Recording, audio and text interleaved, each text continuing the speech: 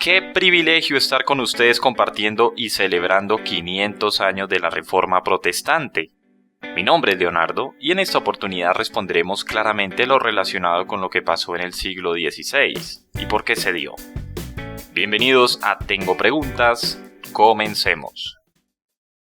Para entender la historia de la Iglesia Protestante y la Reforma, es importante comprender primeramente que uno de los reclamos que hace la Iglesia Católica Romana es la de la sucesión apostólica.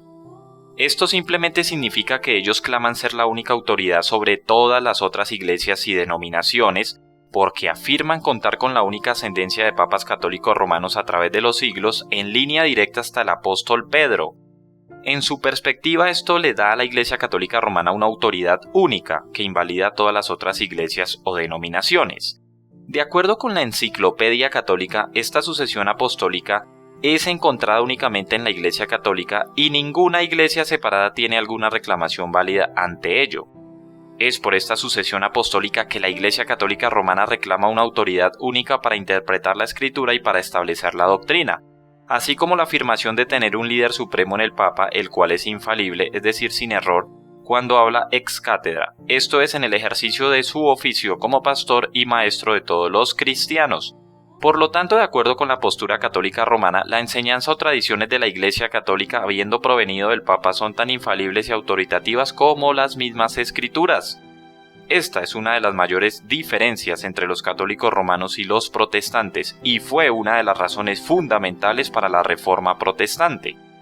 Por supuesto, los católicos romanos no son los únicos que tratan de reclamar una única autoridad a través de la sucesión apostólica o de rastrear los antecedentes de las raíces de su iglesia hasta los apóstoles originales. Por ejemplo, la Iglesia Oriental Ortodoxa también afirma esta sucesión apostólica, aunque su alegato es muy similar a la postura de los católicos romanos. La separación entre la Iglesia Oriental Ortodoxa y el catolicismo romano no ocurrió hasta el Gran Cisma en el 1054 después de Cristo. Hay también algunas denominaciones protestantes o grupos que tratarán de establecer una línea de sangre que pueda seguir la huella regresiva a través de los siglos hasta la primera iglesia y los mismos apóstoles. Mientras que estos protestantes no se apegan a la sucesión apostólica para establecer la autoridad de un papa como un líder infalible, ellos sin embargo aún buscan esa conexión con la iglesia primitiva, al menos en un grado mínimo, para establecer la autoridad de sus doctrinas y prácticas. El problema con cualquiera de estos intentos de trazar una línea regresiva de sucesión hasta los apóstoles, ya sean católicos romanos, ortodoxos, orientales o protestantes, es que todos ellos están en el intento de obtener o basar la autoridad de lo que ellos creen y enseñan, en la fuente equivocada de alguna real o percibida conexión con los apóstoles, en lugar de obtenerla de la palabra de Dios. Es importante para los cristianos darse cuenta de que la sucesión apostólica no es necesaria para que una iglesia o denominación tenga autoridad. Dios ha dado y preservado la suprema autoridad para todos los asuntos de la fe y la práctica en su santa palabra, la Biblia. Por lo tanto, en la actualidad la autoridad individual de una iglesia o denominación no viene a través de algún lazo con la iglesia del primer siglo y los apóstoles. En vez de eso, proviene solo y directamente de la palabra escrita de Dios. Las enseñanzas de una iglesia o denominación son autoritativas y obligatorias para los cristianos solo si representan el significado verdadero y una clara enseñanza de la Escritura. Este es un punto importante a considerar cuando se trata de entender la conexión entre el protestantismo y la Iglesia Católica Romana, y la razón por la que se llevó a cabo la Reforma Protestante. Para comprender la historia del cristianismo y los reclamos de la sucesión apostólica, así como las afirmaciones de la Iglesia Católica Romana de ser la única verdadera iglesia con autoridad única, es importante que consideremos un par de puntos cruciales. Primero, debemos considerar que aún en los días de los apóstoles y la iglesia del primer siglo, los falsos maestros y las falsas enseñanzas eran un problema significativo. Sabemos esto por las advertencias contra las herejías y los falsos maestros que encontramos en todos los escritos posteriores del Nuevo Testamento. Jesús mismo advirtió que esos falsos maestros serían como lobos vestidos de ovejas, Mateo 7:15, y que habría ambos, trigo y cizaña, que coexistirían juntos hasta el día del juicio. Cuando Él separaría a los salvos de los perdidos, los verdaderos creyentes nacidos de nuevo de aquellos que no le recibieron verdaderamente a Él, Mateo 13, versículos 24 al 30. Esto es importante para entender la historia de la Iglesia porque casi desde sus inicios los falsos maestros y falsas enseñanzas han estado invadiendo la Iglesia y guiando a la gente por el camino equivocado. A pesar de esto, siempre han habido verdaderos creyentes, nacidos de nuevo a lo largo de todas las eras, aún en el periodo más oscuro del oscurantismo, que se ajustaron a la doctrina bíblica de la salvación únicamente por gracia a través de la fe en Jesucristo solamente. La segunda cosa que debemos considerar para comprender correctamente la historia es que la palabra católico simplemente significa universal. Esto es importante porque en los escritos del cristianismo primitivo del primero y segundo siglos, cuando el término católico es usado, es en referencia a la Iglesia universal o al cuerpo de Cristo, que está formado por los creyentes nacidos de nuevo de cada tribu, lengua y nación, como está escrito en Apocalipsis 5:9 y Apocalipsis 7:9. Sin embargo, como muchas palabras a través del tiempo, la palabra católico comenzó a tomar un nuevo significado, a ser usada en un nuevo sentido. A través del tiempo, el concepto de una iglesia universal o católica comenzó a involucrar el concepto de que todas las iglesias se unieran para formar una, no solo espiritualmente sino también visiblemente, extendiéndose a través del mundo. Este malentendido de la naturaleza visible de la iglesia, que siempre ha contenido ambos, trigo y cizaña, y la iglesia invisible, el cuerpo de Cristo, el cual está formado solamente por creyentes nacidos de nuevo, llevaría al concepto de una visible Santa Iglesia Católica fuera de la cual no hay salvación. Es sobre este malentendido de la naturaleza de la Iglesia universal que la Iglesia Católica Romana se desarrolló. Antes de la conversión de Constantino al cristianismo, en el 315 después de Cristo, los cristianos eran perseguidos por el gobierno romano. Con su conversión al cristianismo, este se convirtió en la religión permitida en el Imperio Romano, y más tarde se volvió la religión oficial, y de esta manera la Iglesia visible llegó a unirse con el poder del gobierno romano. Este matrimonio de la Iglesia y el Estado llevó a la formación de la Iglesia Católica Romana, y a través del tiempo ocasionó que la Iglesia refinara su doctrina y desarrollara su estructura de la manera que mejor sirviera a los propósitos del gobierno romano.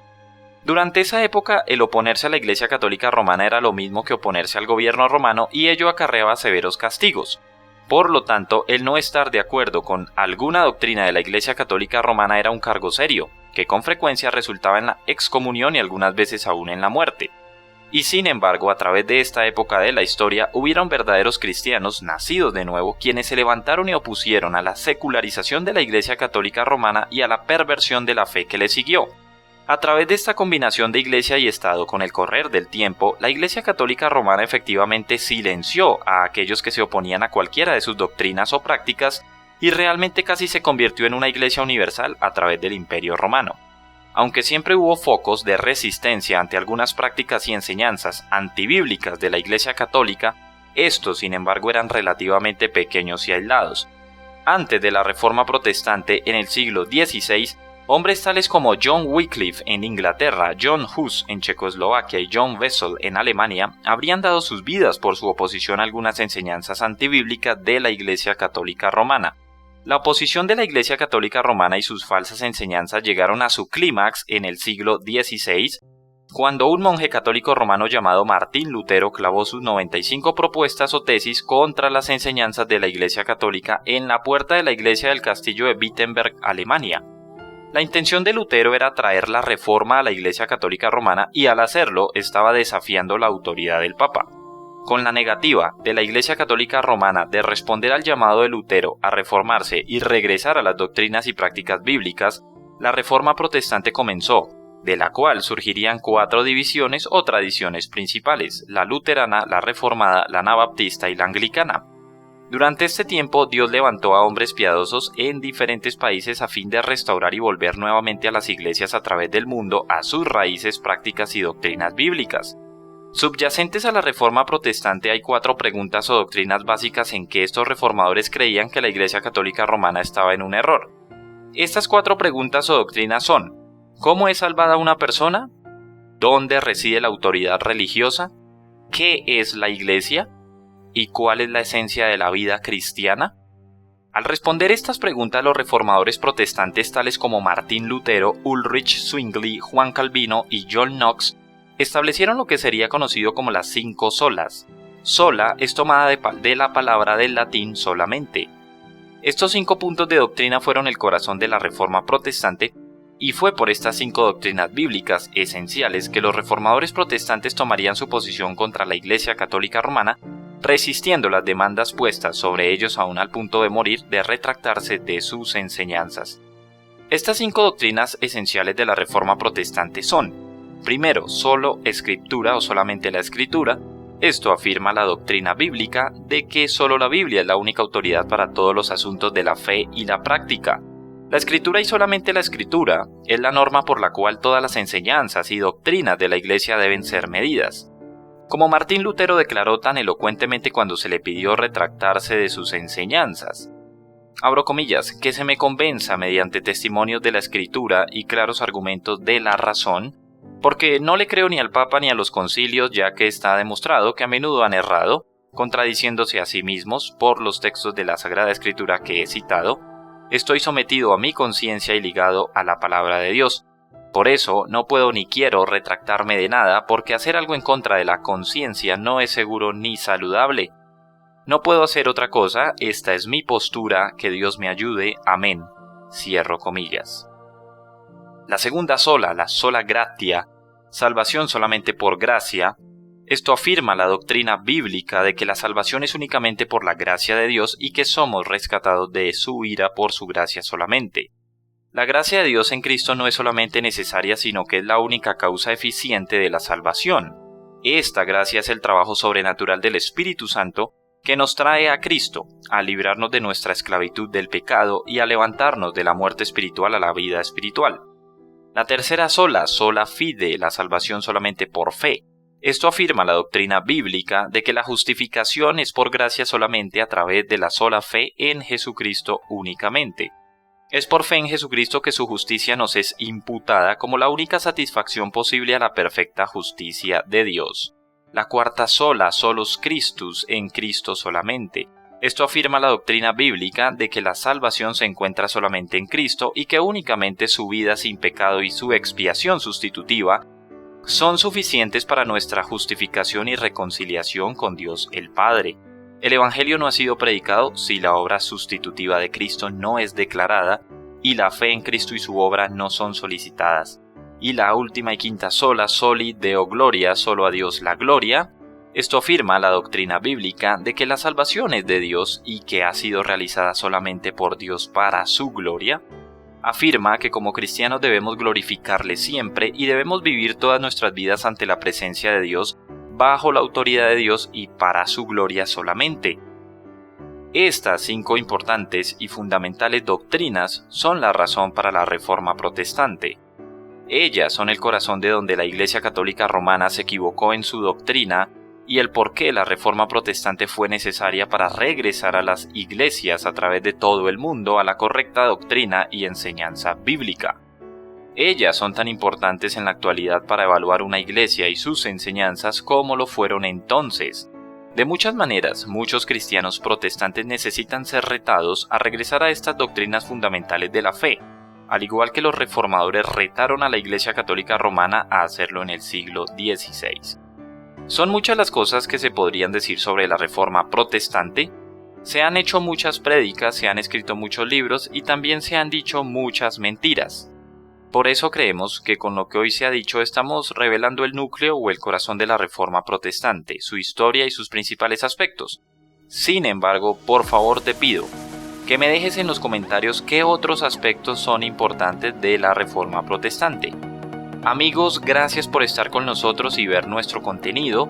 Suscríbete al canal si aún no lo has hecho, déjame un me gusta a este video y compártelo. Visítanos también en Facebook, Twitter e Instagram e interactúa con nosotros allí. Recuerda escribirnos al correo electrónico si tienes dudas o lo que quieras comunicarnos. No dejes de edificar tu vida con la palabra de Dios. Nos vemos amigos en la siguiente respuesta. Chao, chao.